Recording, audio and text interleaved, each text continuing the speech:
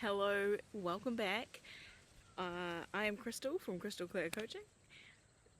Just tuning in for, oh gosh, I actually don't know what day it is. I think it's day 6 of 31 days of flow posting. I am doing it with flow, so there's been the odd day where I skip a day but still don't skip it. Like, I'll still make the 31 days. But yeah, 31 days of just helping you tune in to you and the nuances of your perspective and your own personal inner trust, whatever level on the spectrum you feel like it's at right now. It's all welcome, and I hope through what I'm sharing it helps you be able to discern for yourself when something is for you and when it's not, and just at the snap of our fingers ideally, because sometimes it's all the time we get to make a decision. So on my last post I was talking about how we tune into our let me just a minute, gotta ground myself. I'm actually on the ground right now, so that should help.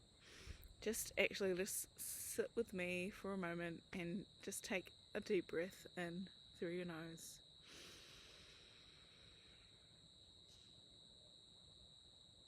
Inside out. 2 more times.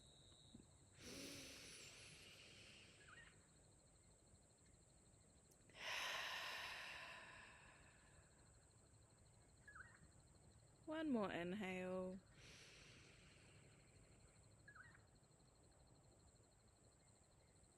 And exhale longer than you inhaled. Let it all out. When you're ready, you can open your eyes again. So, that's better. I feel much more grounded on the ground. This is great. It's getting dark fast, so I'll keep this one short and sweet. But yeah, tuning into your own intuition and your own perspective, if you really consider all the nuances of your experience and your perspective, what I was talking about in the last 2 videos actually, was that perspective is purely yours and nobody else has that exact perspective. No matter if you're their absolute best friend, you've lived every day of your life together, which not many people would have done that with anyone, and you tell each other everything, quote unquote everything. There's just nuances of different interactions you've had when you're not with them, or trips you took without them, or like ways that you read a situation because your perspective was different. Like, there's just so much nuance to our own perspective. So it's very hard to, it's very easy to feel like we know what's best for our loved ones and have our own opinions about what they should or shouldn't do, but we just don't know the nuance of their lived experience. And yes, there's very much times where someone is actually not tuning into themselves and they're getting pulled along with people that are maybe toxic for them, or systems that are toxic for them, or circumstances that are not great for them, because they don't actually know how to stand up for themselves, or they haven't learnt to ask those questions for themselves.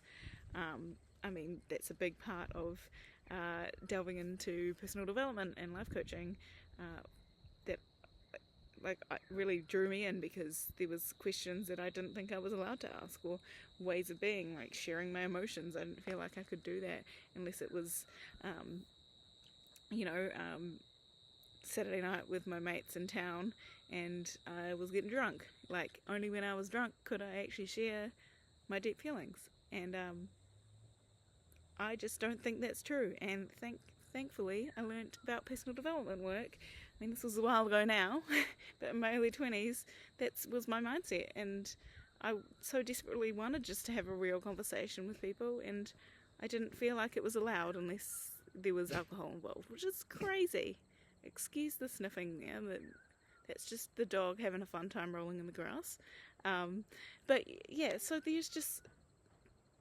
there is there's people in this society aren't necessarily used to tuning in, to asking the questions for themselves, which actually really matter to them at the end of the day. And maybe they'll happily go along their lives, and they'll live their entire life like that. And sometimes people choose not to ask the questions, and they're happy. Great, good for you. You do you. But the point is, it should be your choice. Even if you're making bad choices, or your loved one is making bad choices, it should be their sovereign choice. And it's very frustrating when you see your loved one in pain, though, from the choices they've been making, to not, just want to pull them out of it and take control. But that's, very rarely going to end well, if ever. But yeah, I just want to add to that kind of chat, that ongoing chat that we've been having, that also, I'm talking about people know what's best for themselves when they choose to tune in and learn and do this work of choosing to trust themselves, but learning how to trust themselves, learning what is a full body yes for them and what's a no, what's a hell no. And, that's different for all of us. And again, it's from our unique perspective and lived experience. The darkness is really darkening now, and there's the bugs coming out, so it's going to get very mystical. But yeah, there's just so much that we can learn from just taking it slow, taking it at your own pace, tuning into what actually lights me up. If I take everyone and everything else out of the equation, and it's just me, myself, and I, what excites me? And finding little ways to put that into your life. But equally, you might have an opinion about someone's life who is not someone that's doing the work and learning to trust themselves, and you can tell at a glance they don't trust themselves. They're outsourcing their worth, and they're expecting their partner to, or their, parents or their brother or sister to tell them what they're supposed to do with their life. But they're not trusting themselves, and in that case, sometimes maybe their discernment is not actually them going with what feels right to them. Might actually be bad programming, subconscious programming, conscious programming, just in the so I just felt like I needed to add to that if you really take the time to learn what really lights you up, what's your why, what's exciting to you, what is a hell no for you, that's how you can learn to truly trust yourself. And it's something that I've come so far with my self-trust, and I'm so happy where I'm at right now. But I also know it's an ongoing part of life, and there'll be more and more that I lean into my trust, my self-trust as I go forward. And I'm so happy to be on this journey, because it was not great feeling like I couldn't trust myself and my own choices for my own life, and trying to find someone to make the decisions for me. And you think, oh well, it's going to be better when someone just makes the decision for me. But then you kind of sometimes you could easily use that person to be like, oh, if the decision's quote unquote wrong, then it's all their fault, so then I don't have to take responsibility for it. And that's not going to be very empowering for you, is it? And then you're just blaming someone else for your own life and your own actions, really, because you let their opinion mean something that they actually had no control over, that you gave them that power. So yeah, anyway, all the bugs are really coming out now, so I'm gonna wrap this up now. But yeah, the more that we can each learn to trust ourselves, spend that time with ourselves, the more that we can, hopefully you've got a whole group of people around you doing this work for themselves. But likelihood is everyone's busy and life's lifing, and this isn't what's being prioritized right now. And yeah, so you can listen to what's going on in people's life and offer advice, but it's never advisable to tell them what to do, because that's their own sovereign choice. And hopefully they're doing the work of learning to trust themselves. There's Bailey. Oh, okay, very good. Don't look. They're hopefully learning to trust themselves at that deep level, and taking that time spending with themselves and getting to know what's exciting, lights them up, what service they want to bring to the world.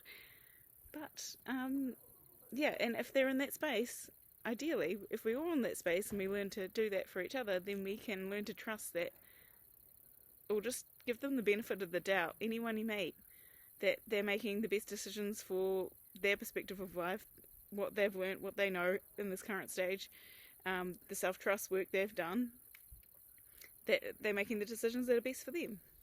And if you feel like there is maybe something that is leading them down a wrong path, it's, helpful to note that, but you have to wait for the invitation to a degree, unless they're actually hurting themselves or anyone around them, to if they're open to that conversation, then have that conversation. But if they're not, you can't take over their life for them. And yeah, but my point is, if we learn to trust ourselves, we are definitely going to be the person that's self-sovereign and being able to make those best decisions for ourselves at the click of our fingers, the click of your fingers. Alright, but yeah, basically in the dark now. Don't even know if you can see me anymore. I'm pulling silly faces. Silly me. But yeah, hopefully that made sense, and I'm sure I will expand further on this in the next video. Have a good day!